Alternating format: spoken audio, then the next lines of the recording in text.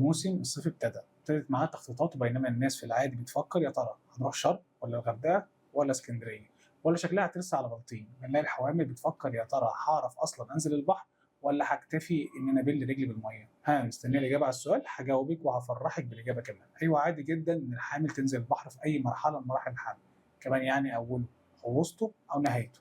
لكن في شوية شروط كده لازم تاخدي بالك منها لو انت حامل وعايزه تنزلي البحر. ركزي معايا عشان اللي جاي مهم. اول واهم حاجه انك مش عشان مسموح لك تنزلي الميه يبقى تعملي فيها راني علواني وتعومي لمسافات طويله والاعماق. الحامل بتعوم على الشط، معروفه دي من زمان. تاني حاجه يكون الوقت هتنزلي فيه البحر هادي ما فيهوش موج شديد، ما هو مش عشان تعوم وتنبسطي تاخدي لك خبطه في بطنك. تالت حاجه، بما اننا في درجات الحراره العاليه دي حاولي تتجنبي نزولك في الوقت اللي درجه الحراره فيه بتكون عاليه زي وقت الظهر كده عشان ما تأتيش ضربة شمس، وكمان المية ما تكونش سخنة عليك. رابع حاجة، ما تكونيش لابسة لبس ضيق محجم البطن وخانق على البيبي، مش عشان تفك خنقتك تخنقيه هو. خامس حاجة، لازم يكون معاكي حد عشان لو قدر الله حصل أي حاجة يكون جنبك ويقدر إن هو يلحقك في أي وقت. وبكده نقدر نقول إنك كحامل تقدري تنزلي البحر براحتك بس بضوابط معينة وأوقات محددة عشان تكوني في أمان تام، ولازم تاخدي بالك من كل اللي قلته وتنفذيه. لو جينا نقارن بين نزولك البحر وأنت حامل ولا نزولك البسين، طبعا نزولك البسين أفضل، وده لكذا سبب. أولهم ان هو مكان محدود مش عميق، كمان بيكون متعادل في الملوحه، كمان ما فيهوش موج يعني امان. بس خدي بالك من اماكن الانزلاق اللي فيه عشان خاطر ما تقعيش، وخلي بالك برضه حد يكون جنبك وقت النزول عشان ياخد باله منك.